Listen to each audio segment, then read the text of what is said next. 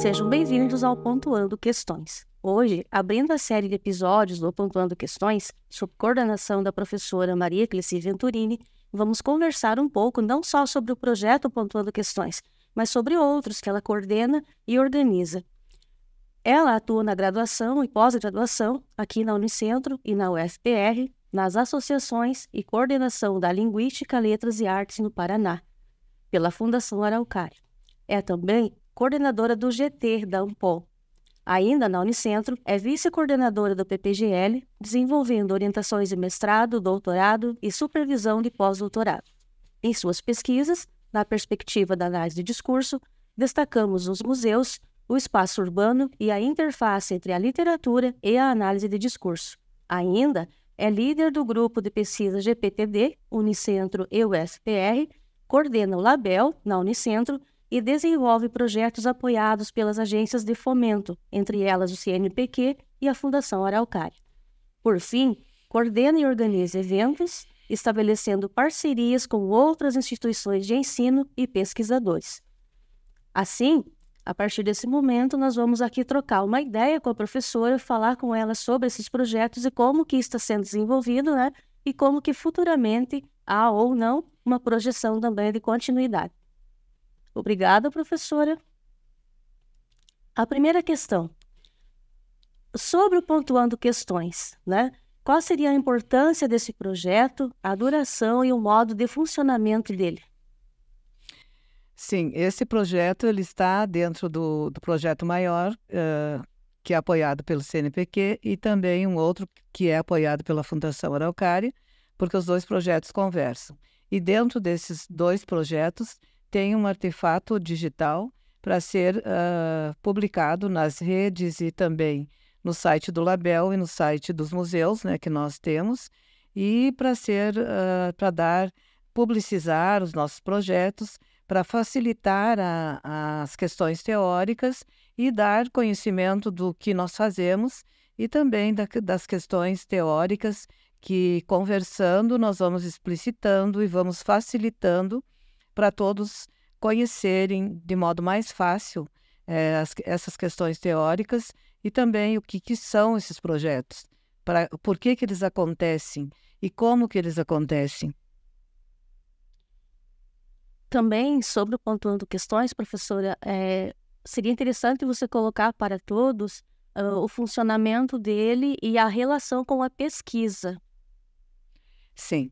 Pontuando Questões, então, como eu já falei, ele está dentro do projeto tanto do CNPq quanto da Fundação Araucária, como a publicização de um artefato que facilita, então, o conhecimento dos projetos. Mas, sempre, tudo que nós fazemos, nós também aliamos a pesquisa e a extensão. Então, esse projeto, ele não está com esse nome no projeto maior, ele é uma parte do projeto maior, e então ele está na extensão, e eu estou colocando então na extensão, que daí a gente vai dizer qual é a justificativa, qual é o objetivo, como que funciona.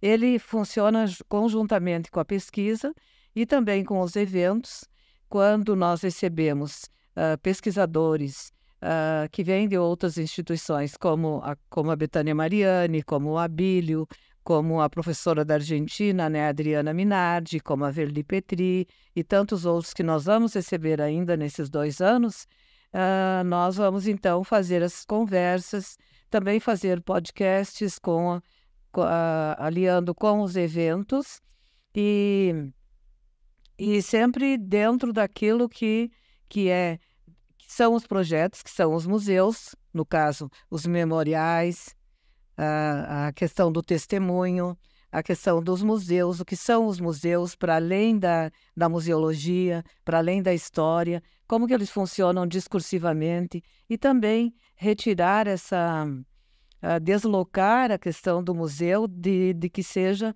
coisas velhas colocadas em algum lugar, colocadas num lugar e que as pessoas vão lá e recebem. Então, nós queremos saber como que isso discursivamente funciona e que efeitos e sentidos trazem e como que os museus se organizam. Porque eles não são um amontoado de coisas velhas que tu chega, eu vou deixar isso aqui no museu, porque na minha casa não tem função, porque é velho, porque tal. Ele tem que ter um funcionamento, uma discursivização, uma história e uma historicidade também, que é o sentido dele, e também nós, na análise do discurso, nós sempre vamos desfazer as evidências. As evidências são construídas por esse atravessamento do ideológico, né, e do inconsciente também. E nós, como analistas de discurso, nós vamos buscar essas materialidades e desfazer essas evidências e ver também dentro dessas evidências aquilo que não está dito, aquilo que ainda está por dizer, aquilo que está que faz parte das memórias subterrâneas, né, como já ouvimos falar muito, né, das memórias subterrâneas que não são ditas, e também muito daquilo que não é para ser dito. E considerando também os sujeitos e a inscrição ideológica deles, o lugar de onde eles falam e o modo, então, como eles vão falar, como eles vão significar, como eles vão colocar. Então, a nossa questão é: os museus são discursos em si, porque eles têm um planejamento, eles têm uma organização, eles têm um modo de se apresentar, um modo de funcionar e têm os seus objetivos, entendendo também que esses objetivos podem falhar, né? Nós sempre consideramos que a intenção é uma coisa, mas aquilo que se realiza em discurso, muitas vezes não é aquilo que nós tínhamos como intenção. Muito bem. Sobre o projeto Universal, um outro projeto também, né, desenvolvido e coordenado por você. Quando começou? Quais as contribuições desse projeto? Algumas produções, alguns trabalhos desenvolvidos a partir dele que você possa colocar para nós. Bom, os dois projetos começaram em 2021. O projeto que eu estou agora mais desenvolvendo, devido ao financiamento, né, é agora esse Universal, né, que é a representação, discursivização dos museus. E então nós temos, já desde 2021, ICs, mestrandos, doutorandos, trabalhando dentro dessa temática. O projeto financiado pela Fundação Araucária, que é dentro da pesquisa básica e aplicada, ele conversa com esse projeto Universal, porque os nossos projetos, eles sempre andam em rede, assim como as nossas orientações, tanto de C, quanto de mestrado, quanto de doutorado. E na supervisão do pós-doc também, né, evidentemente, né, que a Marilda já foi minha mestranda também e fez a análise do discurso, também anda assim, só que dentro de um projeto específico. Na pesquisa básica e aplicada, nós vamos buscar as palavras que são ressignificadas, que são apagadas, que são contestadas, né, como diz a Regina Robin, considerando a questão do negacionismo. Como o negacionismo que ocorreu no Holocausto, o negacionismo que ocorre diante da questão da ditadura, o negacionismo que ocorre diante da política, até diante das pandemias, como nós vimos agora. Então, sempre nós estamos, pela nossa filiação à linguagem, nós sempre estamos vendo os discursos, estamos considerando as práticas sociais, aquilo que acontece na sociedade, a partir de sujeitos que não são individuais, mas sempre são filiados a grupos, a uma sociedade e que funcionam, que falam, que discursivizam a partir dos lugares que eles ocupam e a partir das filiações ideológicas, porque dizer que o sujeito não é ideológico, negar a ideologia é uma espécie de negacionismo, porque ao mesmo tempo, quando eu nego a questão da ideologia, eu já estou sendo ideológico. Porque ninguém é asséptico, ninguém passa no mundo sem ter uma preocupação, sem ter um olhar, sem ter uma opinião, sem ter uma manifestação. E o que nós fazemos, então, é ver essas manifestações, é considerar o passado, que organiza um presente, e esse presente vai redundar no futuro, já que o presente sempre já é passado. No momento que eu digo agora, o agora já foi, eu já estou num futuro. E esse futuro pode ser um futuro mais longo, ou um futuro mais próximo. Assim como o passado pode ser um passado mais próximo ou um passado anterior, né? Anterior. Então, são os 3 tempos, né? Como diz o Catroga, o tempo tridimensional, né? Sim. E considerando passado, passado, presente, passado, presente, presente, presente, presente, futuro, né? Então, Muito bom.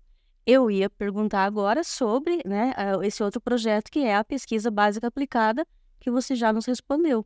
Então, não respondi tudo porque assim, ó, eu tenho projetos de IC que estão, porque eu não vou poder depois no meu relatório dizer que eu fiz os 2 projetos concomitantemente e que todas as ações são dos 2, porque tem coisas mais específicas de um e de outro, e como eu tenho muitos orientandos e já vem desde 2021, então eu tenho iniciação científica que estão trabalhando dentro desse projeto, mais ligados às palavras, ao negacionismo.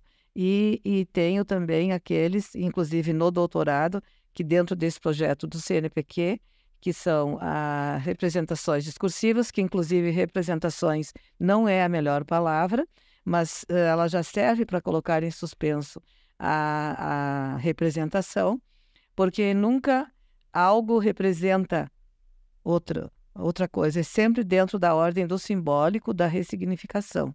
Então, eu tenho doutorandos, tanto aqui quanto na UFR, que trabalham dentro dessas temáticas, em pontos variados, né?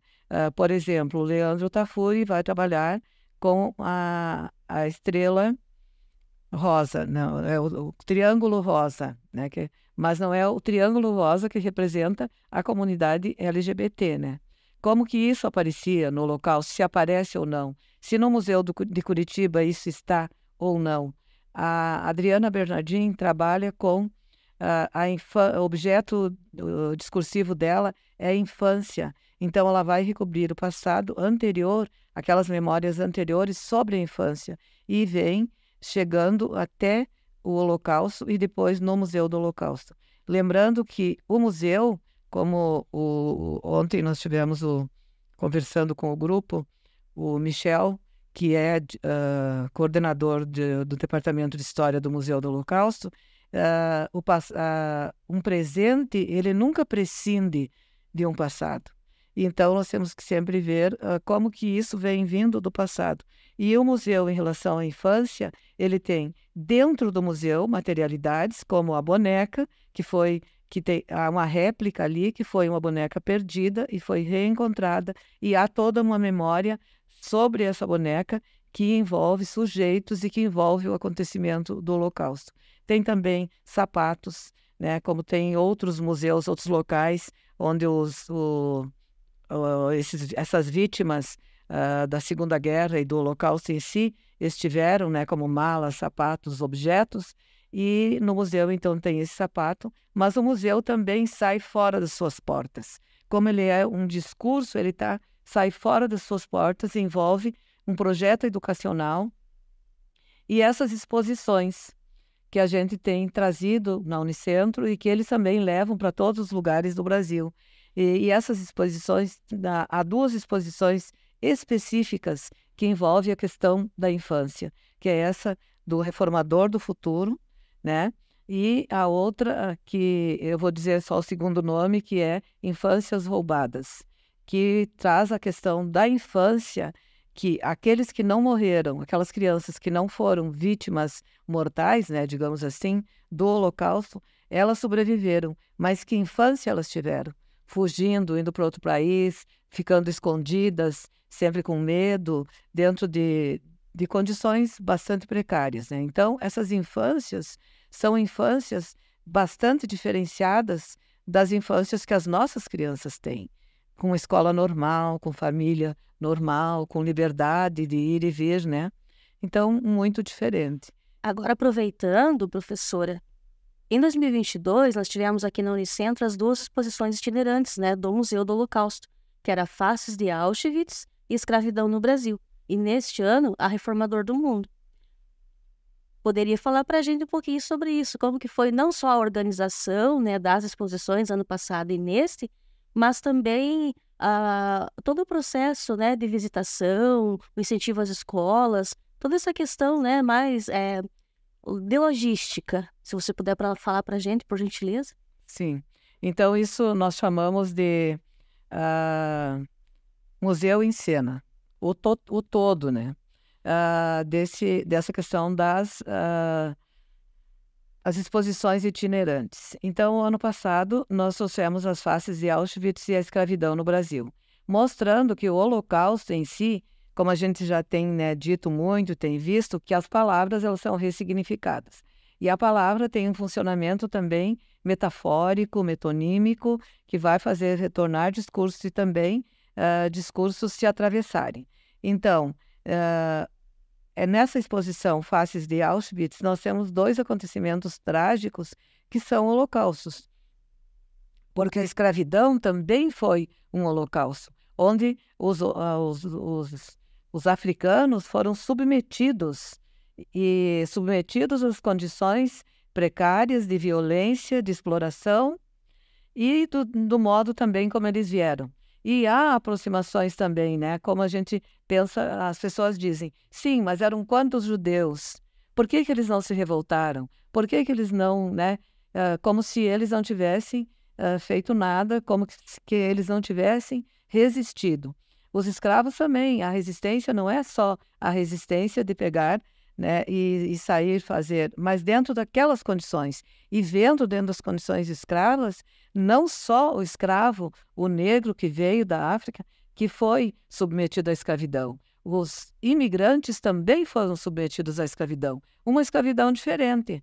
Por quê? Os italianos, por exemplo, quando chegaram ao Brasil, eles ficavam dentro de uma fazenda, eles compravam naquele armazém da fazenda e sempre ficavam devendo. Porque quando eles vieram, já tiveram um financiamento da viagem e também da sobrevivência deles. Era assim, você compra aqui. E daí ele comprava aqui e ficava endividado. E nunca terminava de pagar. E ele não podia sair dali porque ele estava lá, preso, devendo, sempre endividado. Então, uma forma de escravidão. Uma forma de escravidão também no trabalho, quando você é submetido a condições precárias, que você é obrigado a fazer o que você não gostaria, quando você é obrigado a ter uma situação como na pandemia, né? Enquanto muitos podiam ficar em casa, se resguardar e tal, muitos, como as empregadas domésticas, por exemplo, tiveram que ir trabalhar diante da pandemia e muitas vezes serem contaminadas e até morrerem. O trabalhador, em geral, ia no ônibus, se submetia a pegar doença, né? Nós tivemos tantas restrições, então são situações que do passado vêm para o presente e sinalizam para a continuidade dessas situações. Então é isso que a gente pensa, não é ficar lá olhando o passado, que triste esse passado, tá, pensar nesse passado, mas ver como nós podemos intervir. E essa exposição agora do Reformador do Mundo, interessante é ver que é pela educação. As crianças que estão hoje na escola, as crianças que serão os futuros adultos, é delas que depende o nosso futuro. Porque eu, daqui um pouco, não existo mais. Só as minhas memórias, aquilo que eu posso deixar. Mas as crianças é que vão ser aqueles que vão fazer um futuro. Então, é nelas que nós temos que investir e confiar e ensinar a responsabilidade. Porque não é dizer faça, é você fazer e a criança ver em você um exemplo, né? As crianças admiram o professor é o exemplo, é o modelo dela. Os pais são o modelo, o pai não precisa ir a mãe dizer, faça assim. Ele está ali na prática e está sinalizando. E tudo isso está sendo como memórias que vão retornar. Isso eu não posso, tanto para o negativo quanto para o positivo, né? Então, essas exposições são muito importantes e o ano passado nós tivemos muitas escolas e nós tivemos depoimentos, né? Aqui na Unicentro fizeram uma entrevistaram uma criança, um professor, o diretor do museu, né, o Carlos Ais, eu mesma e a pró-reitora de extensão.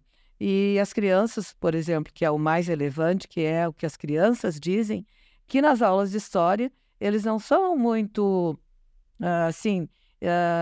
não refletem muito, não aprofundam essas questões. Porque sempre quando se fala de desigualdade, de injustiça, parece que você é uma esquerda revolucionária, parece que você está querendo brigar, parece que você é destruidor. Mas não é isso.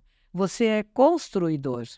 Você está querendo que as pessoas sejam mais humanas, menos violentas, que elas pensem em construir, não em destruir, e em ser e ver o outro como eu me vejo, não ver o outro como eu posso explorar, ele é ele, eu sou eu, pronto, se eu estou bem, ele não precisa estar. Então, ensinar essa solidariedade. Então, é isso que envolve os nossos projetos.